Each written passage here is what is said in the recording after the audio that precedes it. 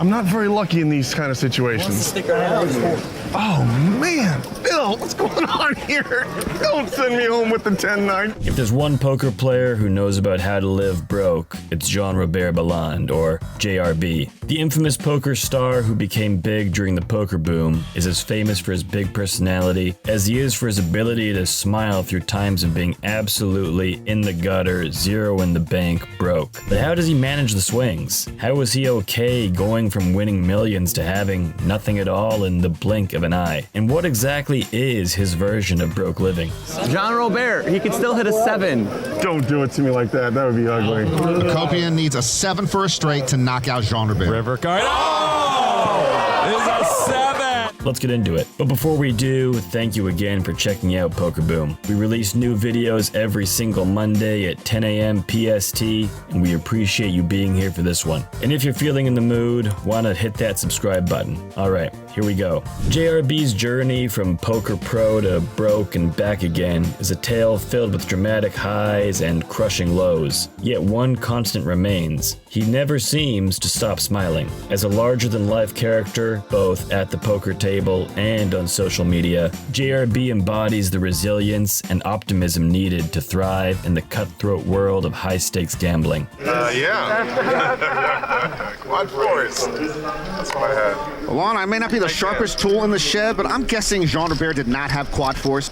His story is as much about perseverance as it is about the love of the game, and his secret? Keeping a smile on his face no matter the outcome. In an interview with Bluff Europe, JRB recanted one of the more nerve-wracking hands of his career. The stakes were high, and he had amassed a $1.6 million stack in a game he admits he had no business playing in. Then, in what has become typical of JRB's poker narrative, he made a disastrous mistake, losing a $3.2 million pot. I lit the money on fire, he says, reflecting on how poorly he played the hand. And unlike most poker pros who would keep such blunders hidden, JRB embraces his losses with brutal honesty, using them to both entertain and educate. This openness is part of JRB's appeal. Most poker players are secretive about their wins and about their losses, but he's built a brand around his financial highs and his lows, chronicling his poker journey for thousands of followers on his social accounts at Broke Living JRB. His candidness combined with a tongue-in-cheek attitude toward his self-styled broke living lifestyle has earned him a loyal following, even as he swings between private jets and being flat broke. For JRB, it's all part of the narrative, a story that he's carefully crafted and one that reflects both the realities of his life and the marketing savvy of someone who understands the power of a personal brand. Born in Long Island, New York to Haitian parents, JRB's early years were spent in Taiwan, where his mother worked as a Christian missionary. Pops was real hard on me growing up.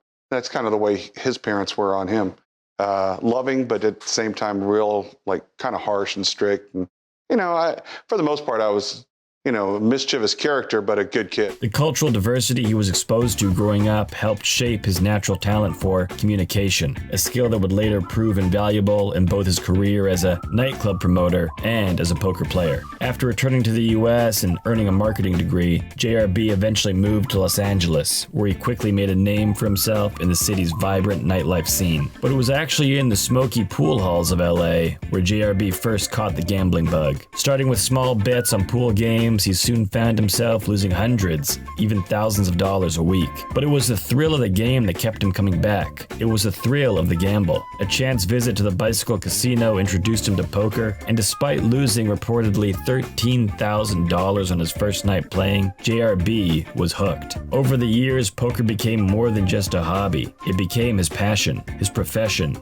and his identity. JRB admits that his early years in poker were costly. The first year I played cards, I probably lost $100,000, he says, reflecting on how he approached the game with more enthusiasm than skill. Unlike today, where aspiring players can learn from online training sites and live streams, JRB had to learn the hard way, losing big before he could start winning. But even as the losses mounted, his love for the game never wavered. 2003 was a particularly challenging year for JRB. He lost his nightclub, his father passed away, and a relationship that he thought would lead to marriage fell apart. And in the midst of his personal turmoil, JRB took a job in Prague, where he helped run a poker room. It was here that he began to hone his skills in no-limit hold'em in a whole different way, setting the stage for his return to the US and eventual rise in the poker world. He first caught the public's eye during a World Series of Poker circuit event in March 2005, where he placed third, trailing Doug Lee and Jennifer Harmon, and he took home over $210,000. His bold and aggressive table banter made him stand out in the televised competition. Shortly after, JRB clinched first place at the 2005 Win of the Green tournament, adding another $148,000 to his winnings. Throughout his career, he consistently placed in the money at both WSOP and WPT events. He also participated in the WPT's Bad Boys of Poker 2 Invitational, which was ultimately won by Tony G. And if you want to learn more about the history of the Bad Boys of Poker, you can check out our video all about that in the description below. By 2014, JRB was enjoying the high life.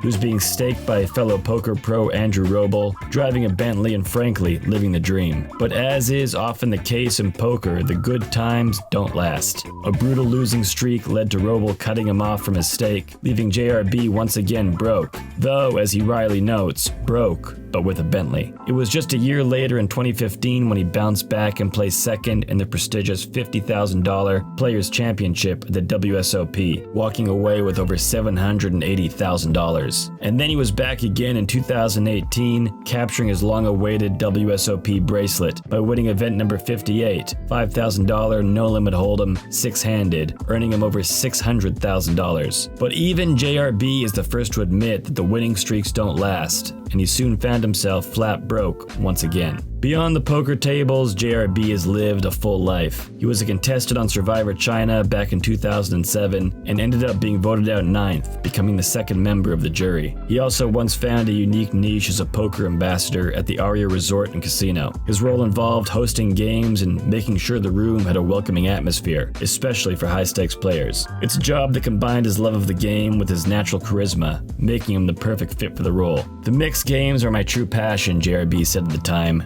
referencing the high-stakes action that takes place in Aria's Ivy Room. Despite his love for the big games, JRB knows that poker is about more than just winning money. It's about enjoying the experience and creating an atmosphere where people want to play. I do a shot with you, and I'll do a shot with you, and I'll do a shot with you.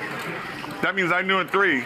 And with this kind of stack, you want me to have See, and he says he's not smart. He knew that was 3. And at the end of the day, his story is not just about the thrill of high-stakes gambling, but also about the importance of perspective, of humor, and of a positive attitude. In a world where most players hide their failures, JRB has turned his losses into a brand, one that resonates with both amateur players and with seasoned pros alike. For JRB, success in poker is not just about mastering the technical aspects of the game. It's about being able to bounce back from failure, about recognizing that even the best players in the world go through losing streaks, and most importantly about enjoying the ride. As he continues to play, host, entertain, one thing is certain: JRB will keep smiling, no matter what the cards hold. And that's all we have for this one. Thank you again for watching Poker Boom. Which famous or infamous poker star from the past should we cover next? Let us know in the comments, and we'll see you in the next one.